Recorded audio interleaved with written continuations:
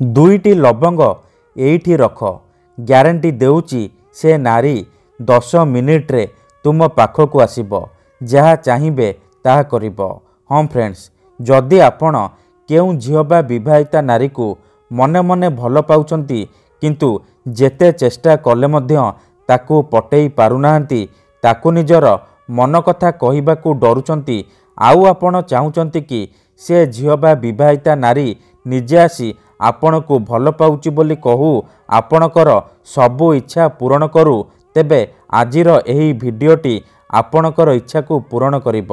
कारण आजिर एही भिडियोटी रे मु आपणको बतेइबी दुईटी लवंग साहाय्य झियो पटेइबा पई विवाहिता नारी को पटेइबा पई वशीकरण, जार प्रयोग रे आपण केउ भी झियो बा विवाहिता नारी को मुहूर्तक भितरे निज बसरे करि परिबे, ताकू पटेई पारिबे, ताठारु निजर मन मुताबक काम हासिल करि परिबे।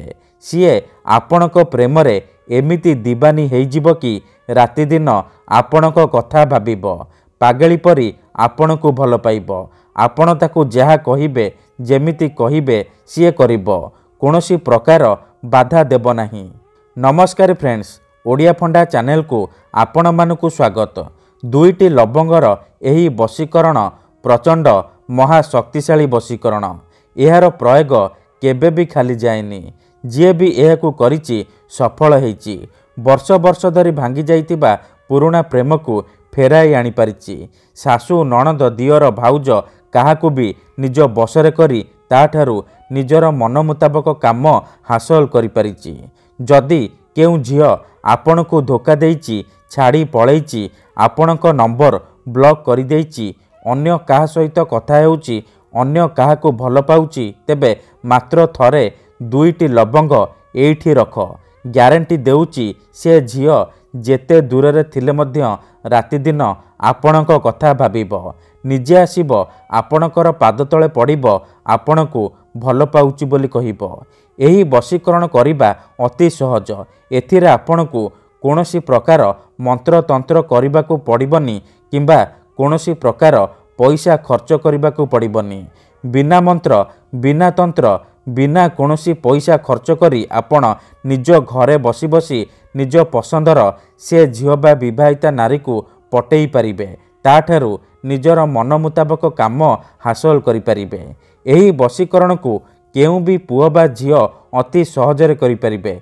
निज प्रेम को पाइबा पई, निज प्रेम को हासिल करिबा पई एही विधिर प्रयोग करि पारिबे।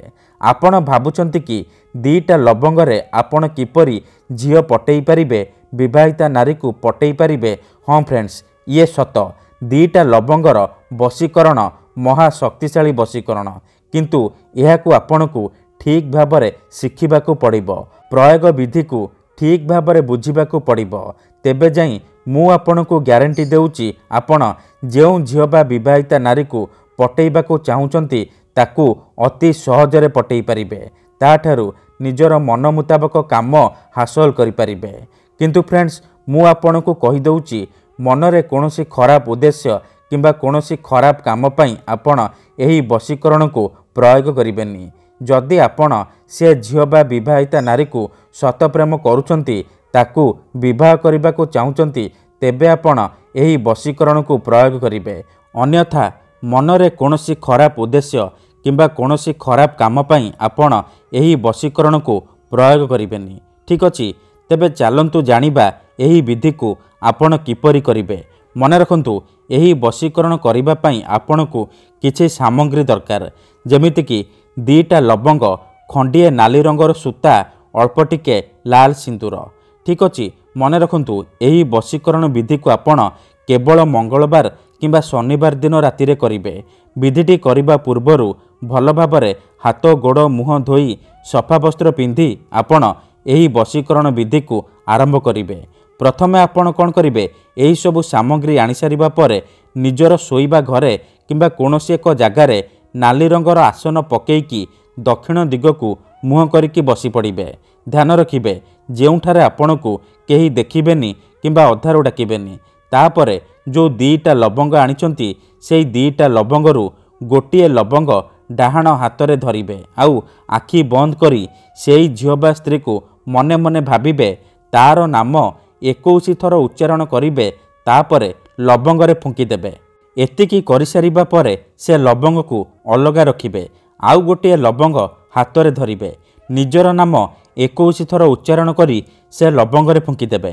ଏତିକି କରିସାରିବା ପରେ ସେ ଦୁଇଟାକ ଲବଙ୍ଗକୁ ଏକାଠି କରି ନାଲି ସୂତାରେ ଭଲ ଭାବରେ ବାନ୍ଧିଦେବେ। ତାପରେ ସେ ଦୁଇଟା ଲବଙ୍ଗରେ ଭଲ ଭାବରେ ସିନ୍ଦୁର ଲଗାଇଦେବେ। ଏତିକି କରିସାରିବା ପରେ ସେ ଯେଉଁ ଦୁଇଟା ଲବଙ୍ଗକୁ ଖଣ୍ଡେ କାଗଜରେ ଭଲ ଭାବରେ ମୋଡ଼ିକି ନିଜର ଶୋଇବା ତକିଆ ତଳେ ରଖିକି ଆପଣ ଶୋଇପଡ଼ିବେ। ସକାଳୁ ଉଠିବା ମାତ୍ରେ ଆପଣ କ'ଣ କରିବେ, ସେ ଦୁଇଟା ଲବଙ୍ଗକୁ ତକିଆ ତଳୁ କାଢ଼ିବେ। ତାପରେ ସେଇ ଝିଅ ବା ବିବାହିତା ନାରୀର ଘର ସାମ୍ନାକୁ ଯିବେ। ତାରି ଘର ସାମ୍ନାରେ ସେ ଦୁଇଟାକ ଲବଙ୍ଗକୁ ଜାଳିଦେବେ। ଏତିକି କରିକି ଦେଖନ୍ତୁ, ଗ୍ୟାରେଣ୍ଟି ଦେଉଛି ସେହି ସମୟଠାରୁ ପ୍ରଭାବ ପଡ଼ିବା ଆରମ୍ଭ ହୋଇଯିବ। ସେ ଝିଅ ବା ବିବାହିତା ନାରୀ ଆପଣଙ୍କ ଆଡ଼କୁ ଆକର୍ଷିତ ହେବାକୁ ଲାଗିବ। ଧନ୍ୟବାଦ।